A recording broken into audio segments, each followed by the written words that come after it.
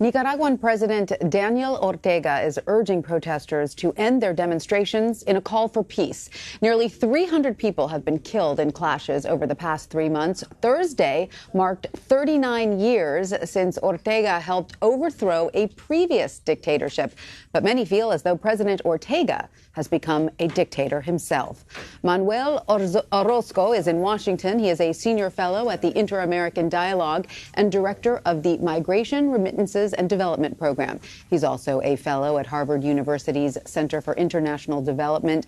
Manuel, thanks so much for being with us. Today, the Trump administration spoke out against the unrest in Nicaragua. Secretary of State Mike Pompeo spoke with conservative radio talk show host Hugh Hewitt. He condemned the, quote, Ortega regime. He also said the State Department is trying to convince Ortega that it's time for the democratic process to begin and a solution to be achieved. So what do you make of Pompeo's remarks, and how do you think Ortega will respond to this U.S. intervention? Well, the remark, I think, is a gentle reminder, a diplomatic reminder from an international community that is increasingly growing impatient with the regime. The United States has been pushing sanctions and has been pushing a democratic way out to the dictatorship of Ortega. And the statement, actually what it's saying to a large extent, is a warning that if the Ortega government does not continue to go back to the negotiating table, the United States will increase these sanctions, particularly against the family. You know, it's worth reminding viewers of a little history here. Ortega was a former Sandinista, and President Ortega spoke in front of supporters recently and protesters yesterday during the 39th anniversary of the overthrow of a previous dictatorship. And while addressing the crowd, he called for peace. He was asking protesters to rectify their behavior while telling his supporters to defend their country. You know, does it seem like he is misplacing the blame here? Does he completely miss the irony of a former Sandinista becoming a dictator? Well, I think more than missing the irony is the perfect example of a dictator that refuses to recognize his own mistakes. And he's a person who has been longer. He's one of the longest-standing dictators. He's been longer in politics than Robert Mugabe of Zimbabwe. And he's someone who really hasn't being prepared to understand, to recognize that the society in general doesn't want him to continue to rule, and instead is relying on the use of force and state-sponsored repression to maintain his political order. But this is a situation that is becoming unsustainable. So we know that thousands of supporters came out yesterday as Ortega spoke, and it seems that many people still remain fiercely loyal to him almost 4 decades after the uprising. Do you know what they have to say about what is going on in Nicaragua? Yes. Well, first of all, I think what you see is the typical script of a dictatorship. They try to bring into the streets as many people as possible to show the pretense of popular support. But the majority of people, the number of people who support him is significantly small. In practical terms, it's less than 1 in 10 Nicaraguans. The substantive support that he has comes from the state security forces, from the police and the army. Right. But the supporters in general, what they live is a state of denial and a cynical position to defend their economic interest. It's a very corrupt state, and they are basically supporting that.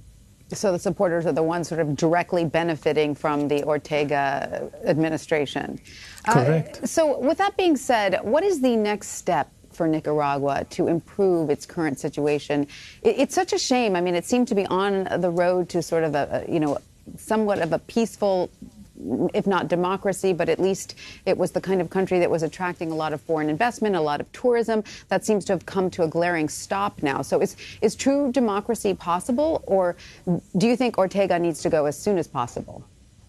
Well, I think both things go together. Nicaragua has to enter into a democratic path out of the Ortega regime. Mr. Ortega accumulated practically absolute power from 2007 to the present. He controls the Supreme Court, the Elections Committee, the National Assembly, and the security forces. So in that sense, it's an unsustainable situation in terms of the need for a democracy. What's coming now is to increase the pressure and remind him that he may actually face jail time if he continues the position of not resigning. Do you think with enough pressure, both internally and internationally, he could be convinced to hold open elections? Yes, the national pressure is quite substantive. There is basically a multi-class coalition right now from civil society, from students, from the private sector. All businesses basically oppose him. And that pressure has been sustained and has been growing. The international community has issued sanctions and condemnation about the regime, and the economy is doing pretty bad. So in that sense, Ortega will have to accept a negotiated solution. When? It could be in 3 months, it could be in 6 months, but no more than that. Well, let's say he does agree to hold, elections. Who is going to make sure that they are fair and open? Well, this is the role of the Organization of American States. They are trying to promote a negotiated way out where there is a democratic transition by which an election process is put in place for the next 6 to 9 months. This is basically something that the Organization of American States will guarantee with support from the United States and other members of the international community. So this is where things stand right now. To what extent Ortega will be prepared in the short term to agree to forward the elections. And is there any indication thus far that he might be open to this, or is he doubling down? He's not prepared to do it. So he's been trying to increase repression, killing people, in order to get people back to the table to accept that he's not going to live until 2021. But the situation is gone to such extreme that he's not going to be able to have support. There is dissidence within the police, within the army, and his popular base is pretty insignificant. Therefore, he's not going to be able to rule for more than 6 months. So he has to cash out very soon. Right. Well, let's hope for the sake of Nicaragua that it sees free and open elections soon. Correct. Manuel Orozco, thank you so much for your time. You're welcome.